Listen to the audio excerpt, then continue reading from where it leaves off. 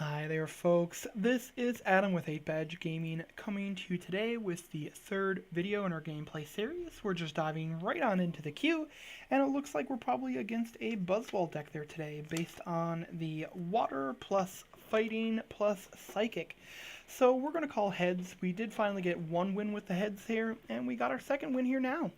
So yes, we would like to go first. If we're against Buzzwole, they're likely going to try and take a KO against our active Pokemon on their turn. And this is actually a pretty decent setup here, because while we do start a Trubbish here, we do get the ability to Lele on our first turn, going for a Bridget. Our opponent started with a single active, which was a Rockruff. We did draw another Cynthia here. Yes, we would like to go for a supporter card, and we're going to make that a Bridget. So we're going to go for the Bridget here, going for another Trubbish and two Fomantises. Particularly if we're against Buzzwole, we don't want to be susceptible to Jet Punch with a single Fomantis, and we're going to toss an energy down here on this Trubbish. We're going to look at evolving our active Trubbish into a Garbodor on our turn, and then Cynthiaing. We do also get to Field Blower away the Float Stone that our opponent attached to the active here. We're currently at one item in the discard, with our opponent discarding an N and an energy to an Ultra Ball here now. He is going straight for the Buzzwole. We're likely going to see an energy attachment here, and him starting to go for the damage. We're not terribly surprised to see an N here where he did discard an N. I actually would have thought he would use a different draw supporter if he had one, but I suppose he didn't with him discarding an N as it stands. We do see a special energy here onto the active. Ultra Ball bringing us up another item here. Going for a Diancie, and it looks like he's actually going for a KO on our Trubbish turn one, which is kind of scary. But it does mean that we're going to be able to get a Garbodor up into the active now. So let's see, we're going to go for a Garbodor. We will go for a Lurantis. Our discard is only one guy at the moment. We're going to evolve Trash Avalanche here. We're going to Evo Soda here on to our other Fomantis. We're going to throw an energy down here. Let's see, he's hitting for 70. Bodybuilding Dumbbells does give us an extra turn. So let's do that, and we're going to keep the Super Rod in hand for just now at the moment. We're going to Trash Avalanche. We're only hitting for 80, which is kind of sad, but it does keep our opponent from potentially going deeper into the items usage on his side. He does have a Cynthia here. I really wish we had that Field Blower. That would have put us into two-shot range on this Buzzwole. But if he uses any other item, he's going to be looking at a potential two-shot there. Now, he can use one item and not have a KO, but two items does push it. So let's see, he does put down another special energy onto the benched Rockruff here, which means that he's not putting energy onto the active Buzzwole. He's likely going for Jet Punch damage onto the Lurantis.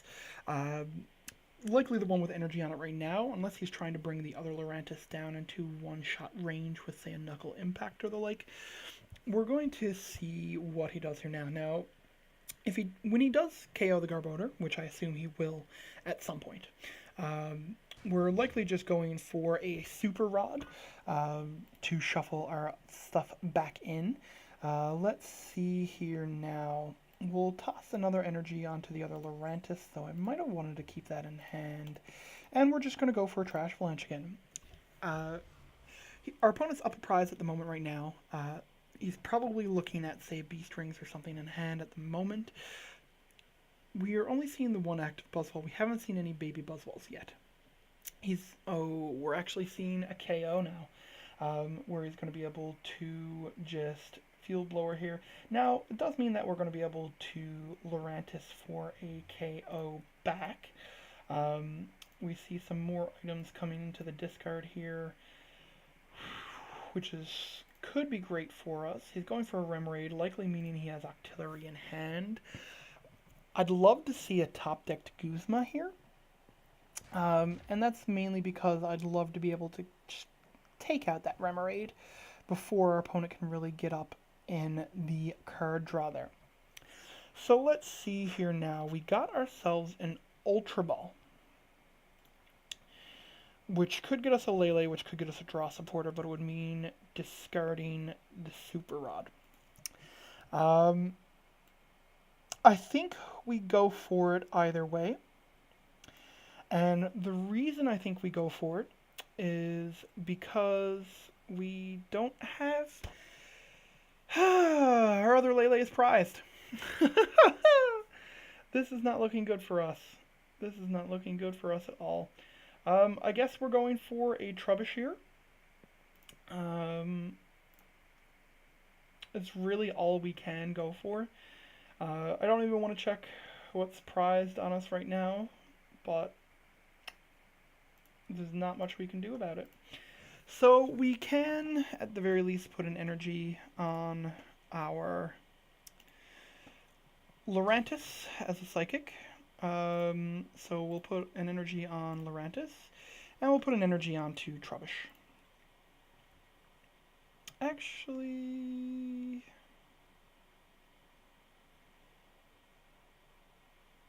we'll put it onto the Lele.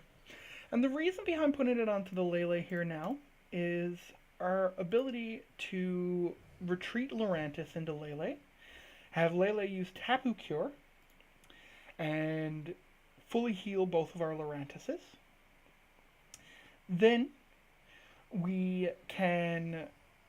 ooh, let's see what he promotes here. The other Lurantis, which is at 150... Dangerous Rogue takes KO. So he did get the KO there. It's a bit of a bad time for us there now. Our opponent's down to 2 prizes. He needs just 2 prizes. And finally we drew something that could actually be useful here for us. A Cynthia, which hopefully puts us up some decent cards in hand. We do get to Ultra Ball. And I think we're going to discard... let's see, a...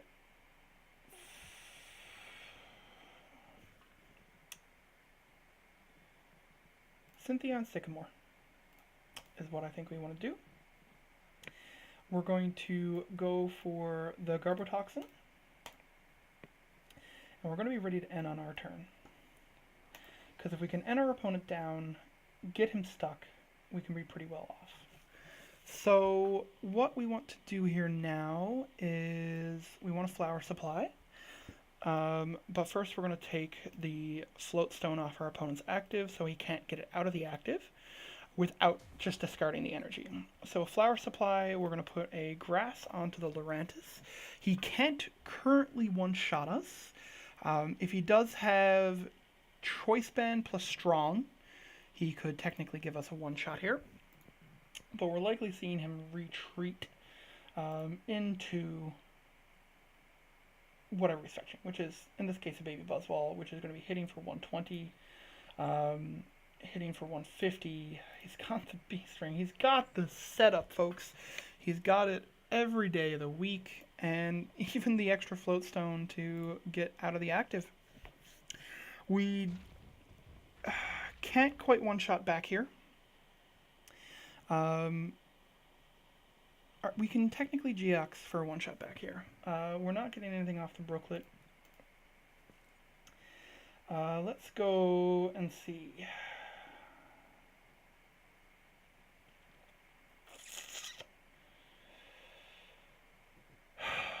Think this through. We can one-shot. If he top decks an energy, we're dead. We don't want to end because we don't want to put cards in his hand. It puts cards in our own hand. We're going to go for it. We're going to go for the KO here using the GX.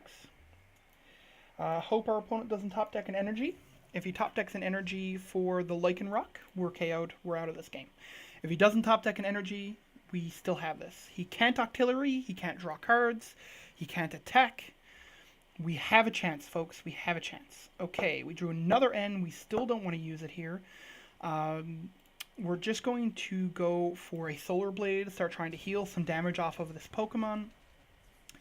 Try to keep us away from, say, a Buzzwole just KOing us or something of that sort. Our opponent is still potentially stuck here. He bloody well drew the energy. We'll give him the well played. He's just wasting our time now, though. Claw Slash, and it takes a KO. We needed one more turn without him drawing an energy, and we had that game. So unfortunately, we did get quite unlucky there. Our opponent had the nuts. Out of 4 cards in hand, they included Baby Buzzwole, Choice Band, Floatstone, and a B-String. So our opponent had exactly what they needed to put us in a situation where they could retreat their Lycanroc for free without discarding the energy, which just involved them needing 1 energy on that Lycanroc at any point, and of course they drew an energy. I would have rather them hit a Pokemon, an evolution, something there that would have left us alive. We just needed a couple turns there. He likely would have retreated the Lycanroc out of the active because he had the Floatstone. But either way, we were a little sad. So right now, if we include the Ultra Necrozma game where we had recording issues, we include our other games played so far, we're sitting at 3-2 across 5 games, which isn't a great record overall. We've been getting cards stuck a couple of times, and our opponents had the nuts a couple of times so far as well. But we're going to keep recording, we're going to keep playing games, and we're hopefully going to have some more enjoyable games for you to watch, and another enjoyable video for you to watch overall. As always, we do greatly appreciate your viewership. I hope you enjoy watching our misplays and our bad beats that we've been experiencing here. I hope you tune in for our video again tomorrow. And this is Adam with 8 Badge Gaming signing off.